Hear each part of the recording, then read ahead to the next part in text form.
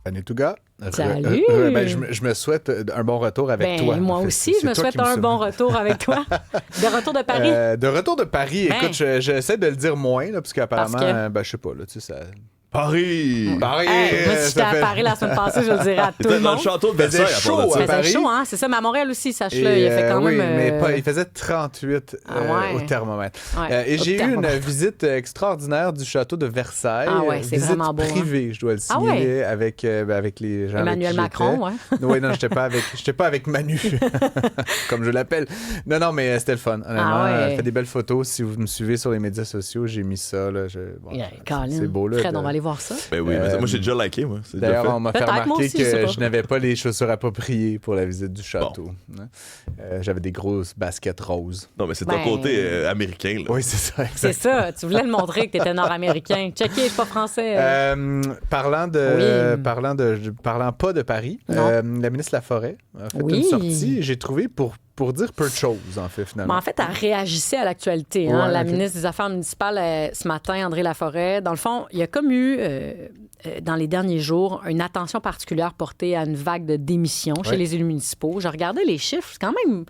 Sur 8000 élus municipaux, il y en a à peu près 1000 qui ont démissionné depuis le début du mandat en 2022. Donc, il y a 3 ans. C'est quand même 10 des élus municipaux qui ont quitté. Puis je veux pas te mettre... Mais je me demandais, comme dans n'importe quel mandat, on est vraiment ailleurs. Non? Oui, mais quand on compare, mettons, à d'autres paliers, là, si on regarde au gouvernement du Québec ou même à Ottawa, on est vraiment dans des ordres de grandeur beaucoup plus petits. Je me demandais juste, mettons, dans 4 ans avant, c'était quoi le chiffre? Je suis allée voir aussi. C'est pas si loin, mais en fait, c'est qu'il y a une tendance à la hausse depuis 20 ans. T'sais, il y a 20 ans, les gens qui démissionnaient, c'était parce qu'il y avait des décès en fonction ou c'était vraiment, on est vraiment ailleurs. Je pense qu'on appelle ça une démission forcée dans ce temps-là. Oh là là. En fonction, mais... C'est de l'humour noir, mais, pense lundi à mardi. Mais blague à part, mais puis je me dis, puis encore une fois, j'en connais plein d'élus municipaux parce que justement, c'est un gouvernement de proximité. Exact. Puis tu sais, dans les villages, là, le maire, il est là, c'est au marché, c'est genre le roi du village, là, tu sais. Ouais, ou juste un le plus connu, dude, ou super investi que tu croises en achetant tes tomates. Mais là où je voulais en venir, c'est que, tu sais, si on exclut, mettons, Montréal, Québec, Sherbrooke, Gatineau, tu sais, quelques grandes villes. 70 de la population du Québec. Ouais, mais sur les 8000 élus, t'en as une grande quantité qui gagne 23 400 $ par année pour se faire, justement, là, tu sais, traiter tous les noms. Tous les noms sur Internet. Et c'est pas nouveau, tu comprends? C'est-à-dire c'est quasiment c'est au croisement entre l'engagement civique, la popularité, tu le disais, mais je veux dire qu'il y ait plus de démissions là que, mettons, au gouvernement fédéral où le monde, il gagne 140 000 $, puis ils ont des attachés. Tu comprends ce que je veux dire? Oui. Je trouve ça normal, entre guillemets, que dans le municipal, tu fais ça. Le coût d'option est quand même... après 3 mois, tu décides de retourner faire ta job, tu sais, de tous les jours. Exact. Mais oui, effectivement, il y a un problème, peut-être, d'intimidation. Celui-là, on ne le nie pas. Ouais. Je veux dire, il y a un problème dans la mesure où, quand il y a des là, c'est à Québec, il y a 2 élus municipaux, notamment Maude Mercier, qui a décidé qu'elle ne se représentait pas. Et elle dit essentiellement, tu sais, on m'a harcelé, mes enfants reviennent de l'école et il y a eu des deepfakes de moi qui disaient des choses épouvantables.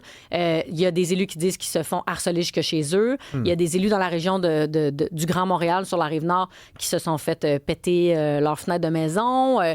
Tout ça parce qu'on t'a pas donné un permis ou pour des enjeux de zonage. Tu sais, c'est quand même... pas rien. Pour moi, c'est assez majeur. Puis c'est sûr que, comme tu disais, si tu es un ministre à Ottawa, tu as de la sécurité. 2, c'est ton salaire et c'est ta job. Quand tu es un élu municipal, à part dans les grandes villes, c'est souvent pas ton emploi à temps plein. Même à Laval, c'est pas ton emploi à temps plein si tu es simple conseiller et que tu n'es pas sur le comité exécutif. Dans certains cas, les gens, ils ont une job à côté parce que le salaire n'est pas suffisant, parce que c'est un emploi considéré à temps partiel. Fait que si en plus, tu vas te faire suer, à défaut d'autres mots en ondes, puis que tes enfants se font traiter tous les noms à l'école, pourquoi? Parce que ta maman ou ton papa il a décidé d'appuyer le transport collectif ou parce que lui décide que le tramway à Québec, c'est important. C'est quand même... Dans un sens ou dans l'autre. Je trouve que ça coûte fort, ça coûte cher. Je voulais quand même t'entendre parce qu'il y a un projet de loi qui a été déposé l'été dernier. Exact, le projet de loi 57. 57, OK. Exact, et avec des pénalités financières de 1 500 $. Exact, de 500 à 1 500 $. Là où c'est intéressant, c'est que le projet de loi vient un peu donner des dents à si le harcèlement ou les insultes se font dans le cadre d'un conseil municipal. Fait que si tu es un citoyen puis tu viens au conseil puis que tu envoies promener ton élu, on peut l'encadrer. Là où il y a certains élus qui disent vous en faites pas assez, le gouvernement du Québec, c'est qu'ils disent chez nous, là, vous venez pas l'encadrer. Ma plainte que je dépose à la police au même titre que monsieur, madame, tout le monde, vous la traitez pas plus vite. Mais la santé de mes proches famille, oui, parce que je suis une personnalité publique. Donc, il y a des élus municipaux qui trouvent que le gouvernement du Québec ne va pas assez loin. Que quand ça déborde le contexte... C'est ça, quand ça devient dans la sphère privée, puis que c'est plus dans l'arène publique du conseil municipal. Cela dit, mettons l'argument de l'autre côté, puis j'ai parlé avec des gens au gouvernement, ce qu'on me dit, c'est OK, on entend, mais en même temps, est-ce qu'on devrait vraiment traiter la plainte d'un citoyen en deuxième ordre parce que tu es un élu municipal, là, ça devient un peu glissant. Puis je comprends la position du gouvernement de dire, comme créer une autre classe de citoyens. Exact. Tout le monde devrait être égal devant la loi, tout le monde devrait être égal devant la police. Fait que allez déposer vos plaintes. Et moi, si je peux me permettre comme un troisième angle, parce que, encore une fois, je veux pas nommer de nom ou de lieu spécifique. Mais des initiales. Non, mais il y a quand même des municipalités où les élus étaient carrément, soit corrompus ou franchement incompétents. Et là, non, mais tu sais, je suis sûr que tu sais de qui ou de quoi je parle.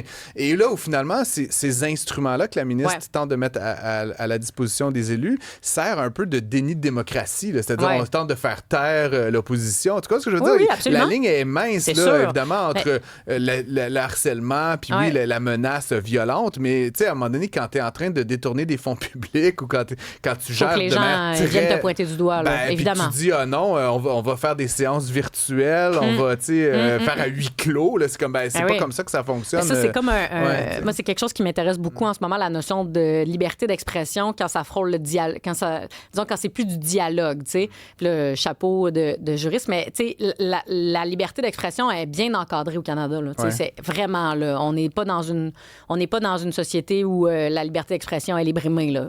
Absolument pas. Puis pour les gens qui pensent que oui là. Vraiment pas. Calmez-vous. Mais quand tu te mets à la baliser, c'est ça. Appelez-nous, sérieux, on va faire une ligne ouverte, quelque chose. Mais tu sais, on est vraiment pas. On est dans une société libre, ouverte, démocratique. On a vraiment là tous les outils à notre disposition pour se faire entendre. T'sais. Mais je vois mal comment le gouvernement peut en faire plus pour venir baliser davantage la liberté d'expression quand tu es fâché contre un élu. Cela dit, ça rebute probablement bien du monde extrêmement pertinent de se présenter. Il y a des gens qui probablement se disent hey, moi, là, j'ai des enfants, ça ne me tente pas qu'ils vivent ça à l'école, une intimidation, parce que on a annoncé un parc en fin de semaine puis que ça dérange ma tante Ginette de je sais pas où. C'est tannant, là. C'est peut-être un petit peu plus des hommes que des femmes qui s'engagent. Oui, en général. Voilà. En 2 minutes, je n'ai parlé en introduction. Oui. C'est pas la dernière fois qu'on en parle. Stéphanie, je te le promets. Mais... Elon, parlant de liberté d'expression. Capitaine liberté d'expression. Avec un A circonflexe. Liberté, absolument. Et il lance donc un nouveau parti. Le Parti de l'Amérique. Quelle ironie, quand même, le gars, il n'est pas américain. C'est quand même extraordinaire. Puis deux choses, plusieurs choses, mais il me semble, dans la Constitution, qu'il faut être né aux États-Unis pour être président. Lui a été naturalisé. Donc, il ne pourra jamais être président des États-Unis. Absolument impossible pour lui. Il ne pourra jamais se présenter au poste de président. Cela dit, c'est pas son ambition. Son ambition, elle est claire. Là. C'est essentiellement de faire, encore là, suer Donald Trump. Bordel, Il veut semer le chaos et il a annoncé ses intentions. Elles sont claires. 2-3 sièges au Sénat sur 100 sièges. Donc, ça peut être la balance du pouvoir.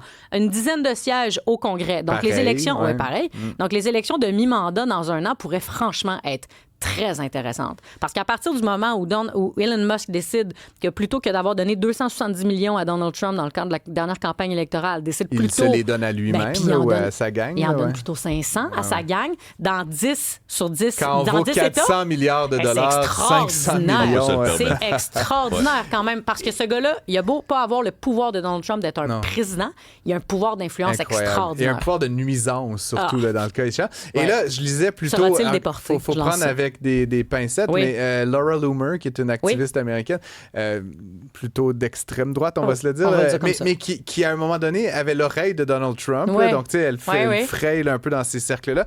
Elle saurait de sources sûres que Tucker Carlson, Marjorie Greene Taylor et Thomas Massie seraient intéressés à sauter. Et puis, moi, je ne pense pas que ce soit les seuls qui y pensent. Non, bien sûr. Parce que les gens qui disent, moi, je fais le saut avec Trump, ce sont des sièges, ce sont des voix. Tucker Carlson, je veux dire, il y a ses fans. Et c'est de l'argent, là. Il y a le follow de money. Il y a des gens qui vont donner à Tucker Carlson et tout ça. Donc, le 500 millions hypothétique que tu mentionnes, ça vient avec d'autres centaines de millions qui vont peut-être converger. Ce qui est intéressant, cela dit, c'est que normalement, là, dans un système de bipartisme, là, on cherche la troisième voie, puis la troisième voie est d'habitude au centre, genre la CAQ, genre Emmanuel Macron en France. Mais là, la fameuse troisième voie d'Elon Musk, elle est à l'extrême droite sur certains enjeux. Donc, après, on verra. Il n'a pas publié de plateforme, il n'a pas publié de programme, mais sur dans le discours populaire ambiant, il est plutôt de type libertarien, de type il n'y a pas de règles. Donc, c'est quand même intéressant à voir. Sur sa plateforme, il parlait déjà beaucoup de conservatisme fiscal en insistant beaucoup sur le fiscal. Donc, moi, je me dis, est-ce que ça ouvre la porte à dire, bon, puis on va un peu laisser aller le social un peu, en étant moins... Parce que c'est pas si populaire que ça d'être aussi intense au niveau conservatisme social. Donc, peut-être que c'est une manière de rallier les deux. Puis, comme vous disiez aussi, c'est la question de la balance du pouvoir. Là. Tu dis, il peut faire suer Donald Trump, mais il peut aussi faire suer des démocrates là, en s'insérant comme incontournable de toutes les politiques. Là, et puis, d'après moi, c'est ça qu'il va vouloir faire. Il va vouloir être un incontournable sans nécessairement gagner. De toute façon, il pourrait pas être le numéro 1, mais il peut créer assez de chaos pour aller déranger lors des élections de mi-mandat, ce qui est quand même le pari. Puis je vais quand même dire, moi, des républicains. Entre vous deux, puis on va se laisser là-dessus, mais tu sais, moi, j'ai été assez fan d'Elon Musk à une époque, puis tu sais, moi aussi, je voulais une Tesla. J'ai eu une Tesla, mais je peux comprendre qu'il y a des gens, même démocrates, tu sais, qui vont se ranger derrière l'électrification des transports, l'investissement dans le solaire. Mais il est plus là-dedans tant que ça. Il est encore pas mal là-dedans. Sa business, mais lui... Oui, mais lui aussi. Puis là, une des raisons, je pense, pour laquelle il s'obstine beaucoup avec Trump, c'est que Trump est vraiment anti ça. Puis je lisais un super bon article en fin de semaine d'un chercheur français qui disait que le pari de Trump sur Drill Baby Drill, etc., pourrait s'avérer comme un point d'inflexion dans genre l'histoire du monde. Non, parce que actuellement, les crypto-monnaies, l'intelligence artificielle, tout ça, sont excessivement dépendants du prix de l'énergie. Et tu as d'un côté le prix du pétrole qui se fait de plus en plus rare, de plus en plus difficile à exploiter, qui lui a tendance un petit peu à monter, et le prix du renouvelable avec les Chinois qui sont en train de mener ça, qui lui, petit à petit, est en train de décliner. Donc, ultimement, projette-toi dans 10 ans, dans 20 ans, dans 30 ans, le pari que Trump fait de dire on arrête tout dans le renouvelable va ajouter au retard qu'il accumule sur les Chinois. Absolument. Et le jour où les cryptos et où l'IA sera la nouvelle monnaie d'échange, ben, les Chinois auront l'énergie à moitié prix. Ultimement, et donc ça pourrait être... C'est assez terrifiant. Je vous laisse là-dessus, mesdames et messieurs. Terrorisant. Elon le mentionne souvent, justement, là, en publiant sur sa plateforme le graphique qui démontre que les Chinois ont beaucoup d'avance sur le solaire. Là, donc lui, il insiste beaucoup là-dessus. Donc, clairement, c'est encore dans ses préoccupations. C'est tout le temps qu'on avait, mais on se retrouve très bientôt, Stéphanie Tougal. Demain? Genre tous les jours que Dieu fait. Quel bonheur. Incroyable. Que Dieu fait. Salut.